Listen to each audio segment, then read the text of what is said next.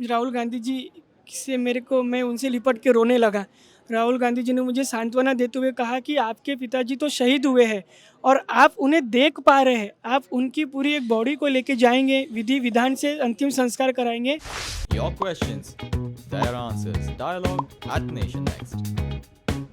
Hello and welcome to Dialogue at Nation Next. I'm Radhika Dhawad and today I'm in conversation with Anirudh Pandey, whose father, senior Congress leader Krishna Kumar Pandey, passed away in Bharat Jodo Yatra a few days back.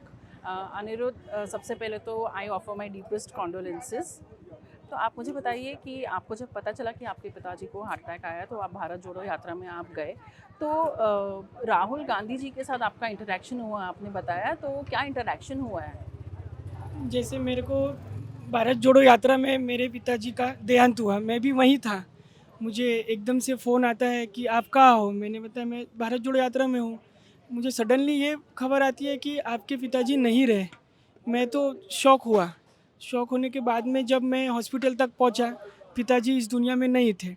उसके बाद में सम्माननीय हमारे नेता राहुल गांधी जी से हमारी मुलाकात हुई। मुलाकात में मैं अपने आंसुओं को रोक नहीं पाया। मुझे रोता हुआ देख हमारे राहुल गांधी जी के भी आंखों में पानी आ गया और सडनली उन्हें मुझे जो शब्द कहे मैं ज़िंदगी भर वो भूल नहीं सकता।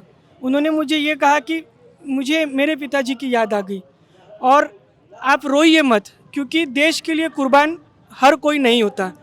झंडा लेके कुर्बान देश का हर कोई नहीं होता। तो बेटा, जिस तरह मैंने फ़क्र किया अपने पिताजी पर हमेशा, उस तरह आप भी फ़क्र करिए कि आपके पिताजी देश की शान में भारत को जोड़ते हुए और झंडे को अपने सीने से लगाते हुए शहीद हुए।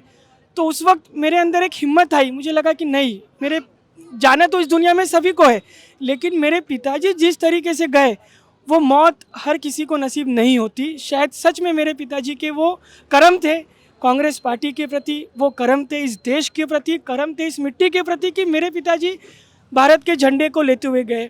मैंने राहुल गांधी जी को ये वादा किया कि साहब, जिस तरह मेरे पिताजी एक सच्चे कांग्रेसी थे और हर घर तक कांग्रेस विचारधारा को लेके जाने का उन्होंने कसम खाया था, उनकी इस कसम को मैं पूरा करूंगा। जब मैंने ऐसा कहा तो राहुल गांधी जी ने मुझे दोबारा गले से लगाया और मुझे फिर से एक शब्द कहे कि ऐसे कांग्रेसियों की हमें इस वक्त ज़रूरत है जो बुरे वक्त में भी कांग्रेस का साथ ना छोड़े। उस वक्त मुझे सच में गर्व हुआ और मुझे लगा कि हाँ, मेरे डैडी जी का मैं लड़का हूँ और मेरे डैडी जी ने सम्मान कमाया है, मेरे डैडी जी ने इज़्ज़त कमाई है। उस सम्मान और उस इज़्ज़त को अब मैं आखिरी सांस तक लेके जाऊँगा।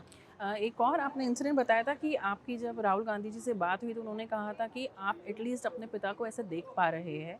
उन्होंने अपना एक इंसिडेंट ज़रूर ज़रूर, जब मेरे राहुल गांधी जी से मैं उनसे लिपट के रोने लगा। राहुल गांधी जी ने मुझे सांत्वना देते हुए कहा कि आपके पिताजी तो शहीद हुए हैं और आप उन्हें देख पा रहे हैं, आप उनकी पूरी एक बॉडी को लेके जाएंगे, विधि विधान से अंतिम संस्कार कराएंगे। मेरे पिताजी का तो मैंने उनको टुकड़ों में उठाया है। सोचिए बेटा, बोले, जब मैं खड़ा हो सकता हूँ इस देश की शान के लिए, इस देश के नौजवानों की रक्षा के लिए, तो आप तो अपने पूरे पिताजी को एक सैगे लेके जा रहे हैं। बोले, तो बोले, जब मैं मेरे दुख को दबाकर ये सोच के रह सकता हूँ कि नहीं, मुझे इस देश की मिट्टी के लिए खड़े रहना है, तो आपको भी यहाँ से हिम्मत करना होगा। जब मैंने राहुल जी के मुंह से ये इंसिडेंट सुना कि नहीं, उन्होंने अपने पिताजी को, सच में हम सब जानते हैं कि उनके पिताजी का देहांत कैसा हुआ था, किस तरीके से वो नहीं रहे थे। जब मेरे मन में आया कि नहीं यार, जब राहुल गांधी जी खड़े रह सकते हैं जबकि उनके पिताजी का इस तरह देहांत हुआ था, तो मैं क्यों नहीं? मेरे पिताजी भी शहीद हुए तो मैं क्यों नहीं? तो वो इंसिडेंट मेरे दिल को छुआ और तब से मैंने हिम्मत बांधी कि नहीं, अब उनके विचारों को और अपने परिवार को मैं संभाल के दिखाऊंगा करके। Thank you so much. Nation Next. News Hub for New India.